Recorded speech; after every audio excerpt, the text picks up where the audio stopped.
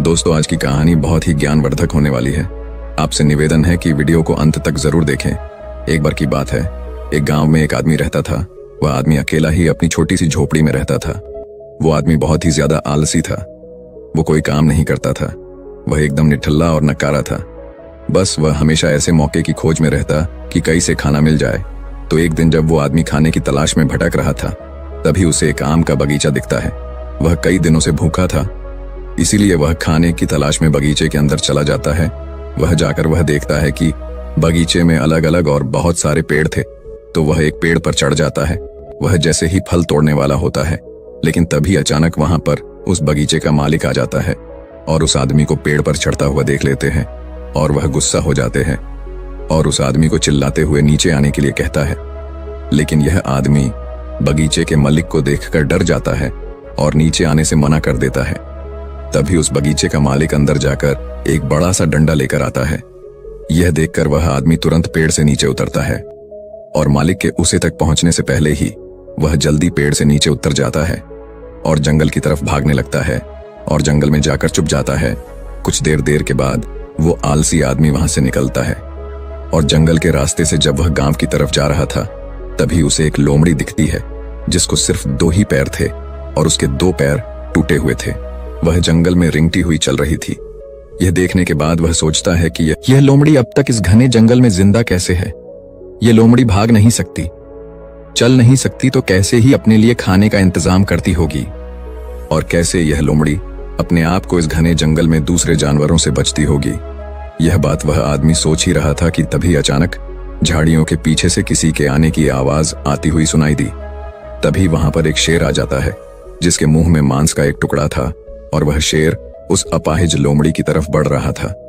शेर को देखकर दूसरे सारे जानवर वहां से भाग जाते हैं और अब वहां पर सिर्फ लोमड़ी रह जाती है और वहां से आदमी अपनी जान बचाने के लिए एक पेड़ पर चढ़ जाता है और फिर जो होता है उसे देखकर वह आदमी हैरान हो जाता है।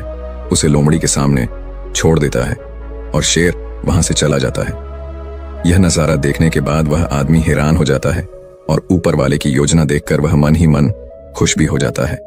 और तभी वह सोचता है कि ईश्वर के पास सबके लिए कोई ना कोई योजना होती ही है और अगर ईश्वर के पास इस लोमड़ी के लिए योजना है तो जरूर मेरे लिए भी उसके पास कोई ना कोई योजना जरूर होगी। और वह आदमी वहां से थोड़े दूर आगे चला जाता है। तभी वह आलसी आदमी रोड के साइड में एक बड़ा सा पेड़ देखकर उसके नीचे बैठ जाता है, ये सोचकर कि मेरे लिए भी कोई ना कोई खाना लेकर जरूर आएगा। वो आदमी 2 दिन तक उसे जगह पर बैठकर इंतजार करता है, लेकिन कोई भी उसके लिए खाना लेकर नहीं आता। आखिरकार जब उसे भूख बर्दाश्त नहीं होती है तो वह खुद ही खाने की तलाश में निकाल पड़ता है। वह रास्ते से जा ही रहा था कि तभी उसे रास्ते में एक बुजुर्ग आदमी मिलता है। वह आलसी आदमी उनसे कहता है कि मुझे भूख लगी है, आपके पास कुछ खाने के लिए होगा तो मुझे दे दो। तभी वो बुजुर्ग आदमी उससे कुछ खाना और पानी दे देता है।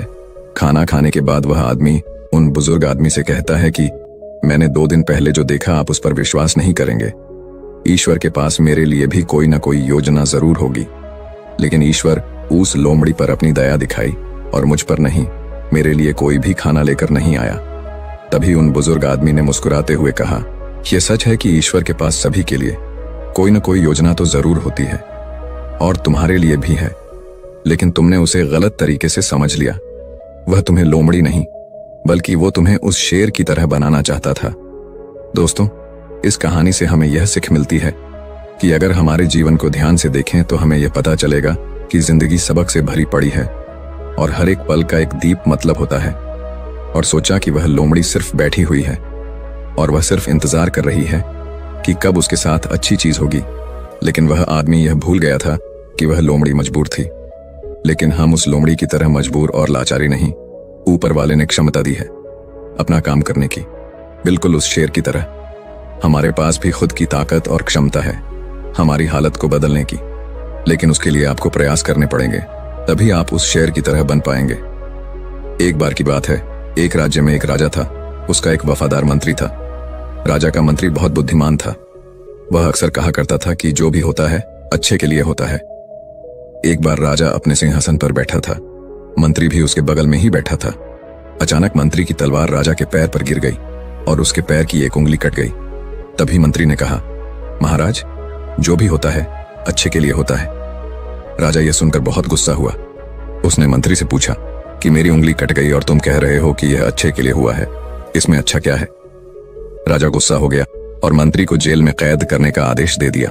मंत्री को इस बात का कोई दुख नहीं हुआ और वह जेल जाते समय उसने राजा से फिर से कहा, जो भी होता है अच्छे के लिए होता है। राजा यह सुनकर हैरान हो गया। उसने सोचा कि यह कितना अजीब व्यक्ति है। वह जेल जा रहा है और कह रहा है कि जो भी होता है अच्छे के लिए होता है। इस घटना को अब 3 महीने बीत गए थे। एक दिन राजा अपने सैनिकों के साथ घोड़ों पर सवार होकर शिकार के लिए गए। वे सभी एक घने जंगल के अंदर चले गए। राजा एक हिरण का पीछा करते हुए घने जंगल में और आगे निकल गया और अपने सैनिकों से अलग हो गया। हालांकि वह हिरण को पकड़ नहीं सका, लेकिन वह अपना रास्ता खो चुका था और घने जंगल में खो गया। जब राजा को यह एहसास हुआ कि वह बहुत दूर आ चुका है और वह जंगल से बाहर निकलने का रास्ता ढूंढने लगा, अचानक राजा को उस जंगल में रहने वाले आदिवासियों के एक समूह ने घेर लिया। उन आदिवासियों का कबीला ना तो राजा के राज्य में था और ना ही वे राजा को पहचानते थे। इसलिए उन्होंने राजा को पकड़ लिया और अपने कबीले में ले गए। वे आदिवासी एक ऐसे इंसान की तलाश में थे जिसे वह मारकर अपने देवता को खुश करने के लिए बलि दे सके। राजा उनसे उसे छोड़ देने की विनती कर रहा था, लेकिन उन आदिवासियों को राजा की भाषा समझ में नहीं आई। उन्होंने खुशी में ढोल बजाना शुरू कर दिया।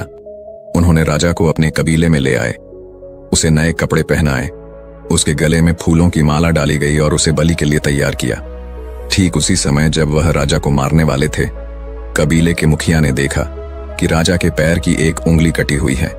यह देखकर उसने सभी ढोल बजाने वालों को आदेश दिया और राजा की बलि देने से रोक दिया और कहा, इस मनुष्य की बलि नहीं दी जा सकती क्योंकि यह अधूरा है, और यदि अधूरे मनुष्य की बलि दी जाती है तो देवता खुश होने की जगह गुस्सा हो जाएंगे। इसलिए उन्होंने राजा को छोड़ने का निर्णय ले लिया। राजा खुशी खुशी जंगल से अपने महल में लौट आया।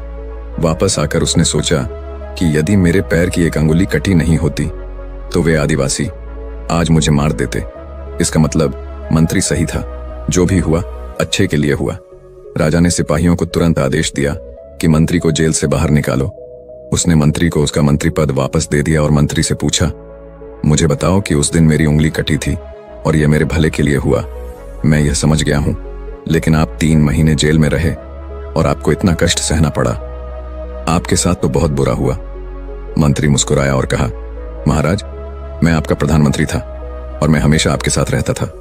यदि मैं जेल में नहीं होता तो उस दिन भी आपके साथ होता। महाराज, आपकी कटी उंगली देखकर उन्होंने आपको छोड़ दिया, लेकिन मेरा शरीर पूर्ण था और यदि मैं आपके साथ होता तो वह मेरी बलि जरूर दे देते। इसलिए अच्छा हुआ कि मैं उस दिन आपके साथ नहीं था और मैं जेल में था। इससे आपकी जान बच गई और मेरी भी जान बच गई। इसलिए मैं हमेशा कहता हूं कि जो भी होता है अच्छा होता है। दोस्तों, अगर हम अपने जीवन में देखें तो पाएंगे कि हमारे जीवन में भी कई बार ऐसा समय आता है जब हमें लगता है कि हमारे साथ बहुत बुरा हो रहा है या ऐसा नहीं होना चाहिए था। लेकिन कुछ समय के बाद अगर हम पीछे मुड़कर देखते हैं तो हमें लगता है कि उस समय जो भी हुआ वह अच्छे के लिए हुआ। दरअसल हम प्रत्येक घटना को अपनी बुद्धि से आंकने का प्रयास करते हैं, लेकिन वास्तव में हमारी बुद्धि भी सीमित होती है।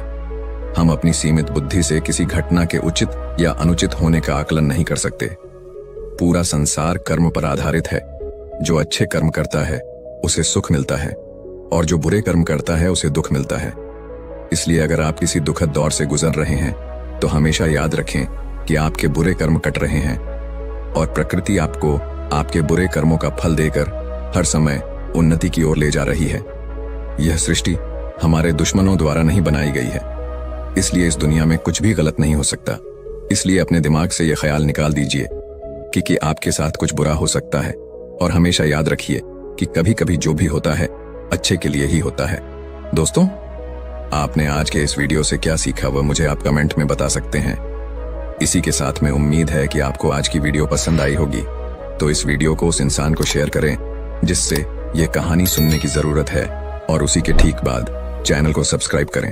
तो चलिए फिर मिलते हैं ऐसी एक और नई वीडियो में एक नए मैसेज के साथ। तब तक के लिए अपना